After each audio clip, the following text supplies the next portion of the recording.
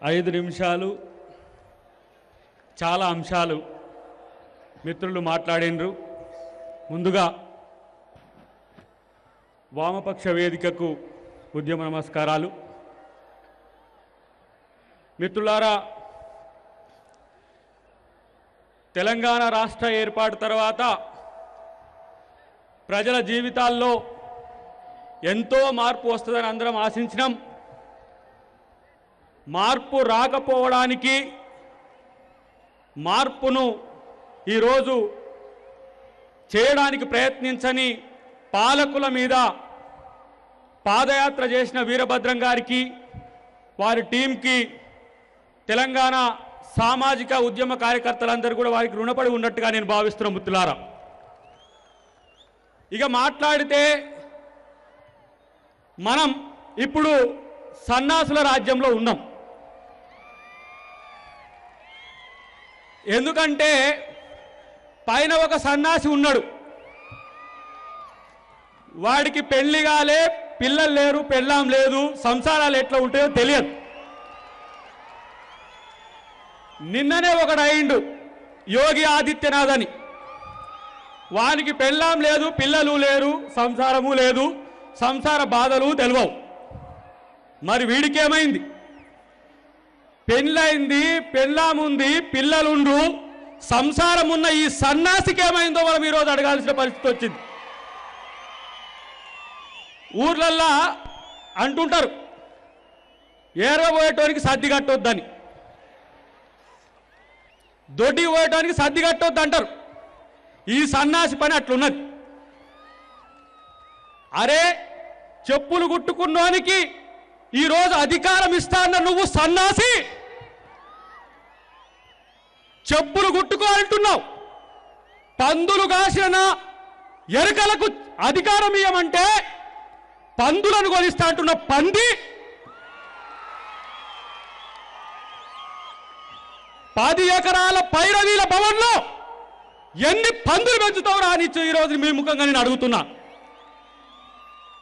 మా ఉద్యోగాలు కావాలంటే ఉద్యోగాల పైసలు తీసి ఇలా గొర్రెలు పెంచుకోమంటాడు. నేను అడుగుతా, ఎవడు ఈ ప్రగతి భవన్ అనే ఒక పైరవీ భవన్ కట్టమన్నది ఎవడు? రమ్మనండి ఇక్కడి వేదికకు వారిని తొక్కి ఈరోజు పాతాంలో తొక్కే ప్రయత్నం చేస్తాం. అది తెలంగాణ ప్రజల ఆస్థ. ఇవాళ 2 లక్షల ఇండ్లు కట్టి ఉన్నాయి, వాటికి బిల్లులు ఈరా సన్నాసి అంటే ఇది తెలంగాణ ప్రజల ఆస్తి.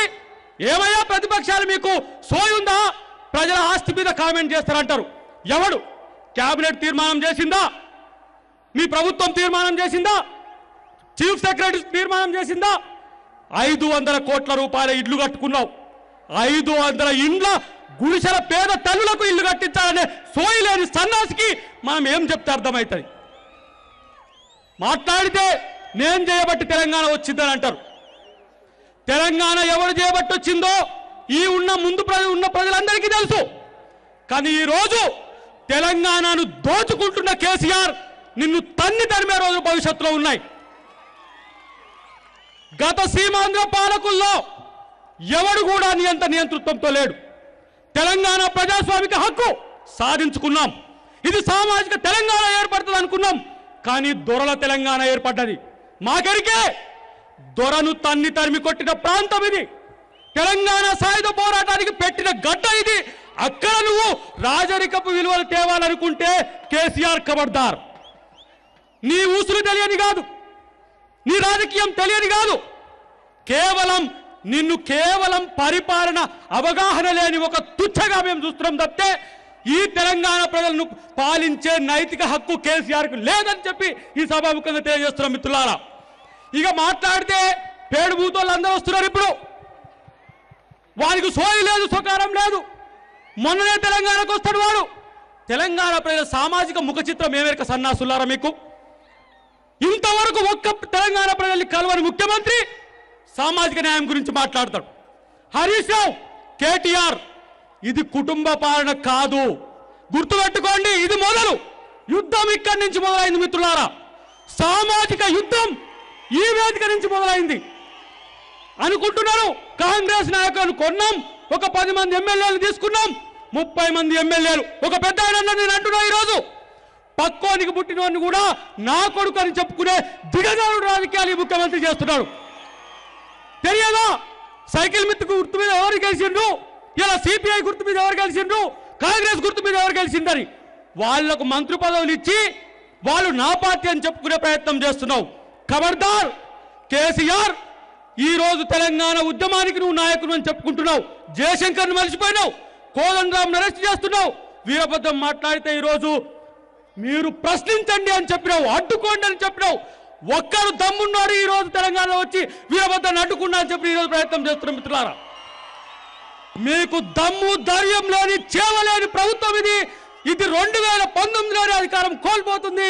సామాజిక తెలంగాణకు మిత్రులందరూ కలిసి కూడా బాట వేయాలని చెప్పి విజ్ఞప్తి చేస్తూ జై భీమ్, జై తెలంగాణ.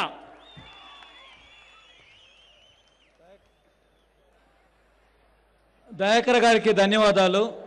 ఇప్పుడు మరో ముఖ్యమైనటువంటి నాయకులు కూడా వచ్చారు.